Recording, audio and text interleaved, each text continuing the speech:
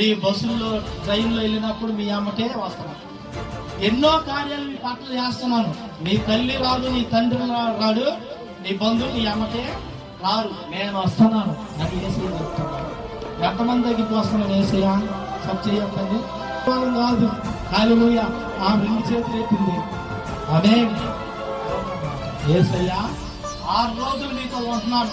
మీకు ఆకలి వేసినప్పుడు ఆహారం పెట్టేది నేనే, మీకు బాధ వచ్చినప్పుడు మిమ్మల్ని ఓదార్చేది నేనే, మీరు ప్రమాదంలో పడిపోయినప్పుడు మిమ్మల్ని తప్పించేది నేనే, ఏ తెగుళ్ళు మీ గుడారంలో ప్రవేశించకుండా నేను కాపాడేది నేనే, నువ్వు మరణం కాకుండా ఉండటానికి రక్షించేది నేనే, నీ ప్రతి అవసరాలన్నీ ఉదయం లేచిన కానుండి నువ్వు ఎప్పుడైతే నిద్రిస్తావో నిద్రించి మేలుకునేదాకా కూడా ఆయనే మనతోనే ఉంటాడు. దేవుడు కొట్టారు అంటే ఎటువంటి ప్రమాదాలు జరగకుండా 6 రోజులు మీతోనే ఉంటూ మీతోనే నేను సావాసం చేస్తున్నాను. కాకపోతే 7వ రోజు మీరు నాతో సావాసం చేయండి అని.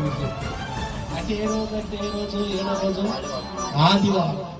6 రోజులు మీతో నేను ఉంటున్నాను, ఒక్క రోజు నాతో ఉంటారా అని ఏసయ్య అడిగితే మనం ఏం చెబుతాం?